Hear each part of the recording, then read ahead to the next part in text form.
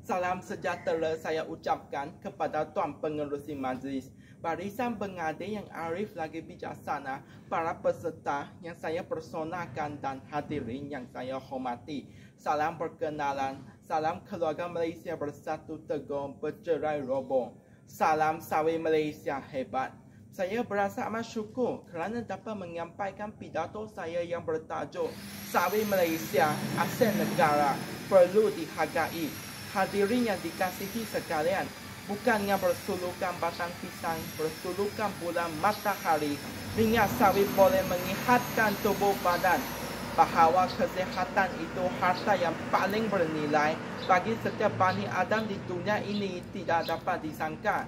Menurut kajian, minyak sawit kaya dengan provitamin A yang boleh ditukarkan kepada vitamin A nanti untuk memenuhi keperluan vitamin A dalam badan kita, sekaligus memerangi penyakit bahana kekurangan vitamin A seperti kecacatan penglihatan dan anemia. Tampaknya minyak sawit itu bolehlah memekarkan bunga kesihatan di seantero pojok bumi Malaysia.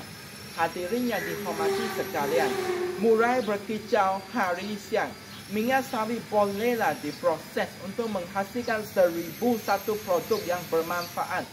Minyak sawit itu bolehlah digunakan sebagai minyak masak. Bukan sahaja harganya lebih murah dan menjimatkan, bahkan juga memastikan makanan yang dimasak tidak melekat pada kuali. Sabun, shampoo dan ubat gigi turut produk kosmetik yang boleh diperbuat daripada minyak sawit.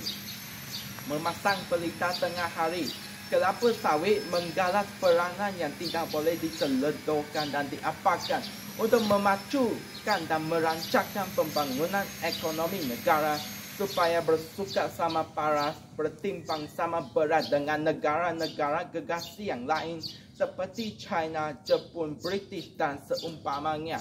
Hal ini saya katakan demikian lantaran penanaman pokok kelapa sawit memerlukan banyak pekerja. Banyak kilang telah pun muncul untuk menampung, untuk memproseskan minyak sawit kepada produk yang berguna. Dan kilang ini memerlukan ramai pekerja untuk menampung bilangan kerja harian mereka. Tampaknya peluang pekerjaan meningkat. Lebih ramai rakyat Malaysia ada mata pencarian untuk menampung kos sara hidup yang mencekik leher. Rakyat jembel di Malaysia akan keluar daripada kepompong kemiskinan dan tidak lagi hidup bagai ayam, kais pagi, makan pagi, kais petang, makan petang. Selanjutnya, kuasa beli rakyat Malaysia meningkat, di mana rakyat Malaysia lebih berupaya untuk membeli barangan keperluan harian dan juga barangan kemahuan. Taraf hidup rakyat meningkat, ini akan meningkatkan imej negara kita pada peringkat jagat raya. Pelabur asing akan lebih yakin untuk melabur modal dalam negara kita. Sekiranya pembangunan ekonomi negara dirancangkan, nescaya buah-buah kemakmuran hasil di segenap pekarangan ibu pertiwi kita yang tercinta, Malaysia. Sebagai intihar bicara, bulan kian terang, bayang kian jelas. Sawit merupakan aset negara yang tidak ternilai harganya. Setiap penghuni Malaysia wajarlah dicelikkan mata tentang kepentingan kelapa sawit kepada negara kita. Sebagai rakyat Malaysia yang peka dan bertanggungjawab terhadap pembangunan ekonomi negara, setiap pihak seyoga turun padang dan bersenda bahu untuk memajukan penanaman pokok kelapa sawit di Malaysia.